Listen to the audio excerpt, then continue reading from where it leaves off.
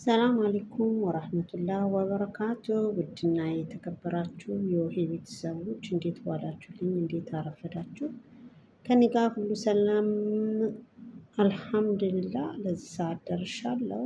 ባላህ በረካ ከእናንተ ጋርም ሰላም እንደሚሆን ተስፋ አረጋለሁ።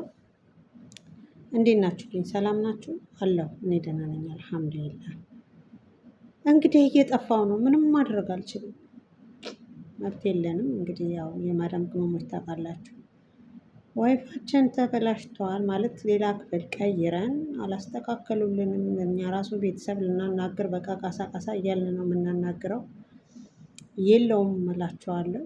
እና በቃ እንዲሁም እንዲሁ ነኝ፣ እንደ ሰው ቶሎ ቶሎ አልገባም።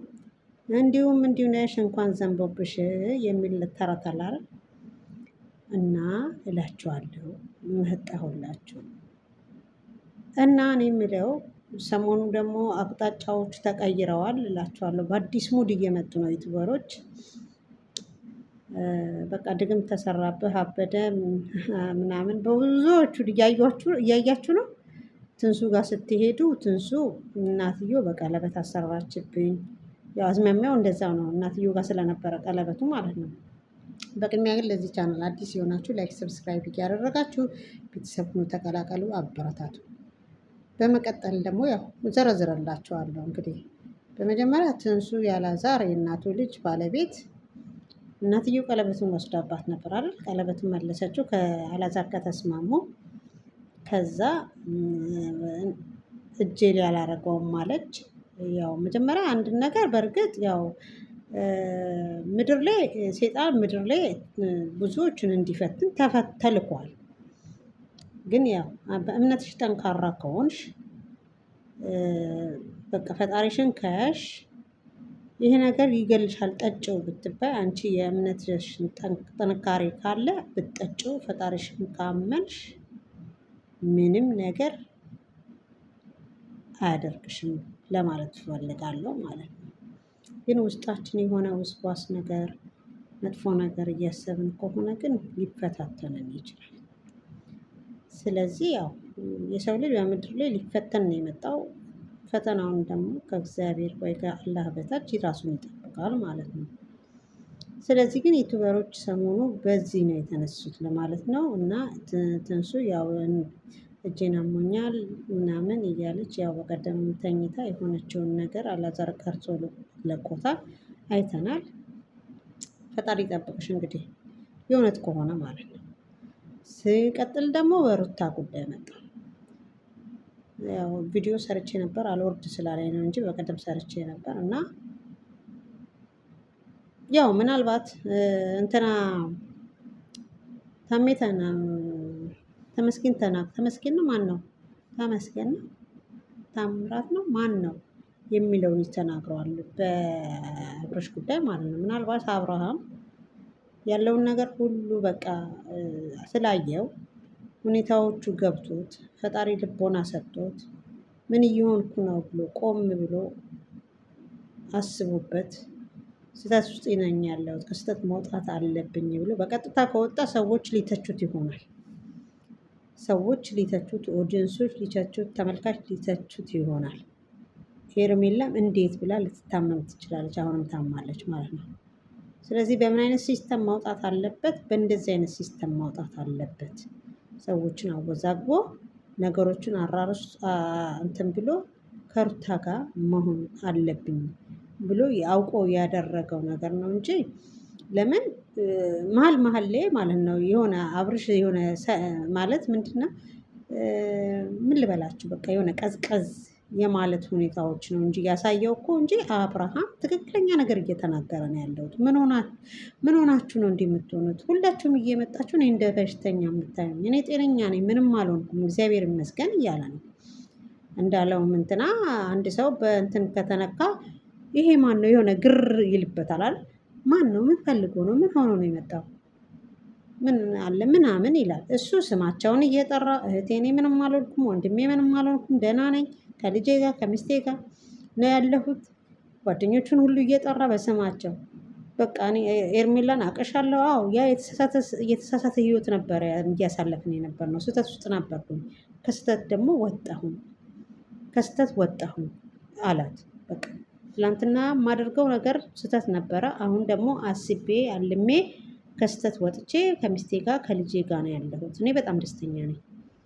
በቃ ያለፈ ታሪክ ነው ያለፈ ህይወት ነው ብሎ ትክክለኛ መልስ ነው እየመለሰላት ያለው። እንግዲህ እሱ ነው እየተናገራት ያለው እንጂ ሲቀጥል ደግሞ እሱ የተደረገበት ሰው ከሆነ እቤት ውስጥ እንደዚህ በል ቢጠይቁ እንኳን እንደዚህ በል ብለው ካሉት እልፍ ብሎ ገና 5 ደቂቃ 2 ደቂቃ ሳይሄድ ሳይጓዝ ነበር የተባለውን ነገር የሚረሳው ማለት ነው።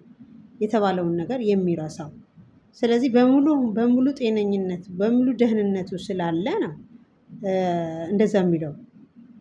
ስለዚህ ለምንድን ነው እንደውም የልጁን አይምሮ እየበጠበጣችሁት ያላችሁት እናንተ ናችሁ።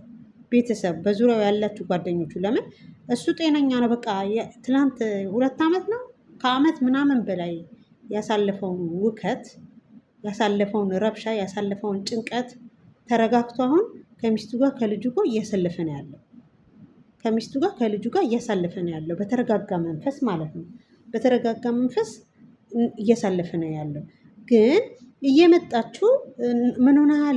በሰው ነው እየተመራ ያለው እኮ ሂድ ሲሉ መሄድ፣ ና ሲሉ ና፣ ተቀመጥ ሲሉ ተቀመጥ፣ ተናገር ሲሉ ተናገር። ምን ሆነሃል? ልክ አይደለህም፣ ንቃ ምናምን እንደዚህ ብላችሁ ስትሉት እንደውም የልጁን አይምሮ ወደ ሌላ መንገድ ውስጥ እንዲገባ እያደረጋችሁት ነው ያላችሁት ማለት ነው። ስለዚህ ለምን ህፃን ልጅ አይደለም እኔም ሲጀመር ማለት ነው ማለት ያው ሰው አያደርግም ማለት አይታመንም። ጊዜው በራሱ በእናት የሚደረግ ጊዜ ነው። ግን እኔ አሁን ማን ነው አብረሽ ጋር ያለኝ ጥርጣሬ ምንድን ነው? የሚጠየቀውን ጥያቄ ሁሉ በትክክል ነው እየመለሰ ያለው። የመጡትን ሰዎች ሁሉ በትክክል ነው ስማቸውን እየጠራ እየመለሰ እየተናገረ ያለው። ምን ሆናችሁ ነው እንደዚህ የምትሆኑት? ምን ሆናችሁ ነው የምትጮሁት? እኔ ደነኛ ነኝ፣ እኔ ጤነኛ ነኝ እያለ እየተናገረ ነው ያለው። ስለዚህ ምኑን ያጠራጠራችሁ? መረጋጋቱ በራሱ ሁኔታ ከሆነ በቃ ማለት ከአመት በላይ ተፈናጠዘ ወረደ ምን አለ ቆም ብሎ ሲያስበው ምን እየሆንኩ ነው? ወዴት እየሄድኩ ነው?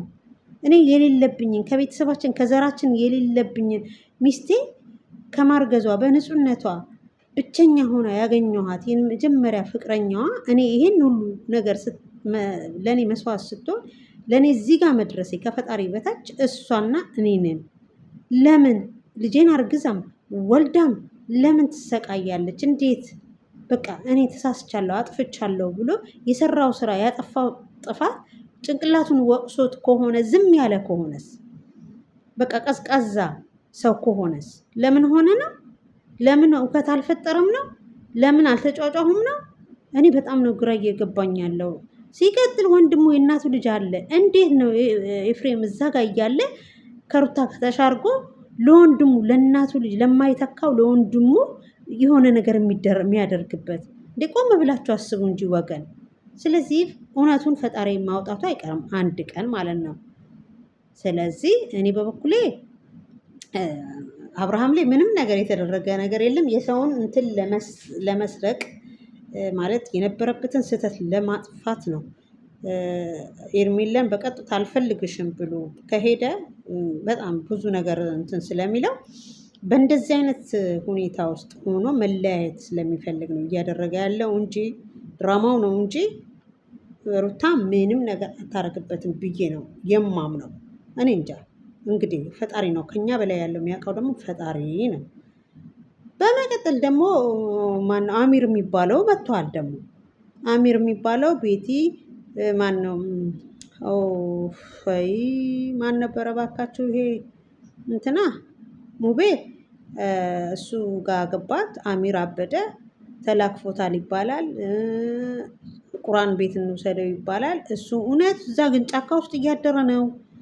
እውነት ለዩቱብ ብሎ ነው እንዳበደ የሚሆኑ?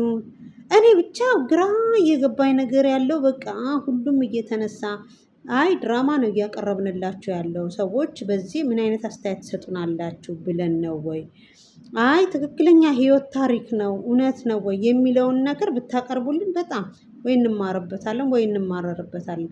እዛ ጫካ ውስጥ እዛ ሙቀቱ እሳት ውስጥ ግን ለብቻው እያደረ ነው። እሺ እናቱ ሴት ሄደች፣ እሺ አክስቱ ሴት ሄደች፣ እሺ እንደዛ አሚር ብለው እንዴ! እናንተ ብቻ ነው ቪዲዮ ላይ እየታያችሁ ያላችሁት። እናንተ ብቻ ነው አሚርና ሐኪም ቤት እያላችሁ ያላችሁት። እናንተ ብቻ ነው ቁርአን እናስገባው እያለ ያላችሁት። እናቱ እህቶቹ ሳክስቱ ሴት አለች።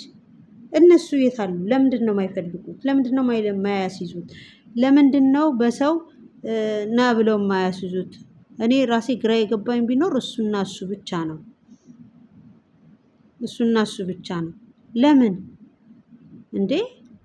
ለምን? እና በጣም ግራ ገብቶኛል። ስለዚህ ባካችሁ ጥሩ ጥሩ ነገር አምጡልን፣ እኛ እንድንደሰትበት፣ እናንተም ፏ ፈንተረሽ እንድትሉበት። ስለዚህ ይሄን ነው የምላችሁ። እኔ ግን እውነቴን ነው የምለው። በቃ የአብርሽ ነገር በጣም ግራ እየገባኝ ነው። ግን እስቲ መጨረሻውን እንየውና እውነት ነው ውሸት ነው የሚለውን ነገር እናያለን። ትናንትና ደግሞ ዳኒ በጣም አክተር እያጫወተው ነበረ። እንግዲህ ይዞት ይጥፋ አይጥፋ ገና እንጥልጥሌ ነው። ጠፍቶ ይሁን ሩታ አግኝታ ይሁን የት ደርሶ ይሁን ዛሬ ፓርቲቱ ይቀጥልልናል። ፓርቲቱን ደግሞ አይተን ደግሞ እስቲ ነገ እንመጣላችኋለን። ለዚህ ቤት አዲስ የሆናችሁ ላይክ፣ ሰብስክራይብ አድርጉኝ። ወዳችኋለሁ። ሰላማችሁ ይብዛልኝ።